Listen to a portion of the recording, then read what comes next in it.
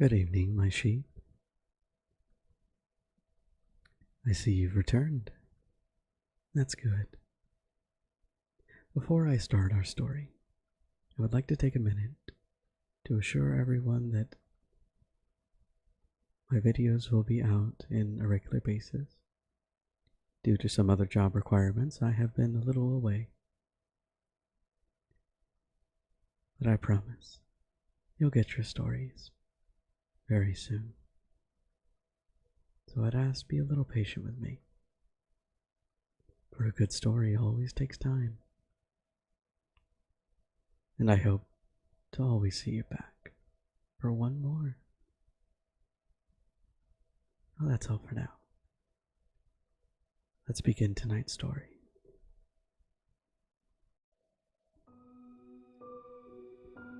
About 5 years ago, downtown in a major city in the US, I'd always been a night person, and often I would get bored after my roommate, who definitely was not a night person, went to sleep. To pass the time, I usually went for long walks, spent the time thinking. I spent about 4 years doing this. I had always joked with my friends that even the drug dealers were polite in the city. Well, that all changed in just a few moments in one night. It was a Wednesday, somewhere between 1 and 2 in the morning, and I was near the police patrol park, quite a ways from my apartment. It was a quiet night, even on the weekends.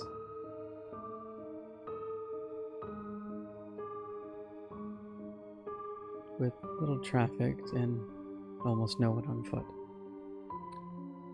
The park, as it always is at night, was completely empty. I turned down a short street in order to loop back to my apartment when I noticed him. At the far end of the other street, on my side, was the silhouette of a man dancing. It was a strange dance, similar to a waltz, but finished each box with an odd forward stride. Deciding that the man was probably drunk, I stepped as close as I could to the road to give him the majority of the sidewalk to pass by me. The closer he got, the more I realized how graceful he was moving. He was very tall and lengthy, wearing an old suit. He was dancing closer still to cross the empty street, and as I reached the other side, I glanced back and then stopped dead in my tracks.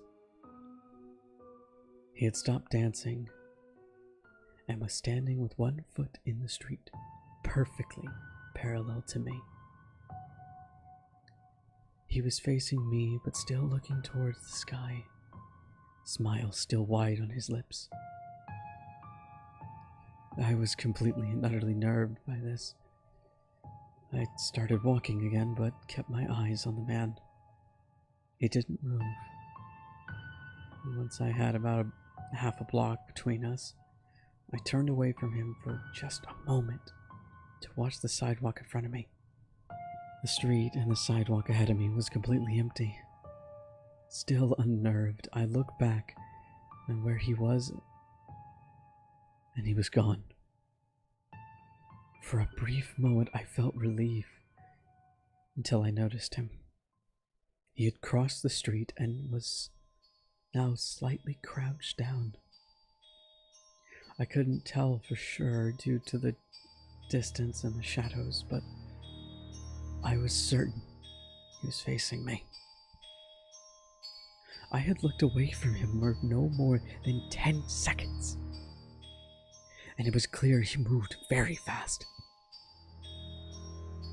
I was shocked, and I stood there for some time staring at him, and then he started to move towards me again. taking giant, exaggerated tiptoe steps, as if he was a cartoon character sneaking up on someone. Expecting him to move very, very quickly. I'd like to say at this point I ran away, I took out pepper spray, I called a cell phone, did anything. But I didn't. I just stood there completely frozen as this smiling man crept towards me. And then he stopped again, about a car's length away from me, still smiling. His smile still looking towards the sky. When I found my voice, I blurted out the first thing that came to mind. I meant it to ask, "What do you want?" in an angry and commanding tone. But what came out was a whimper.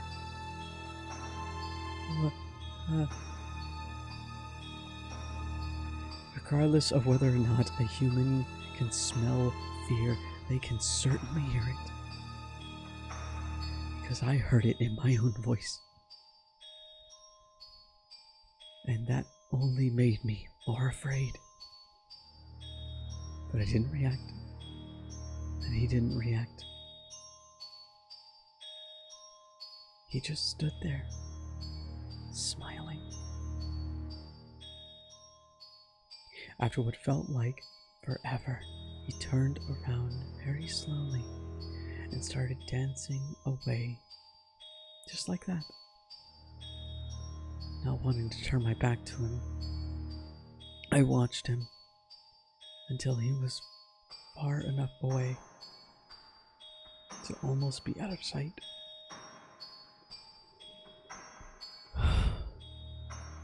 Then I realized something.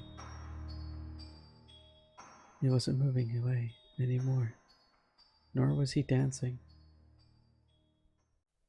And I watched in horror as the shape of the man grew larger and larger.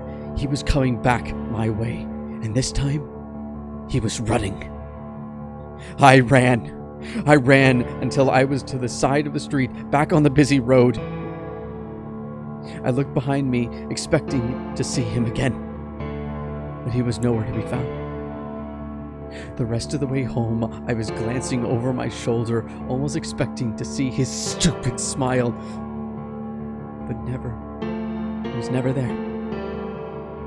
I lived in the city for about 6 months after that night. I never went out for another walk. And there was something about his face that always and forever will haunt me. He didn't look drunk. He didn't look high. He looked completely and utterly insane. I hoped you enjoyed tonight's story. And remember, not all things are monsters that lie in the night. Until next time, my dear flock, I'll see you soon.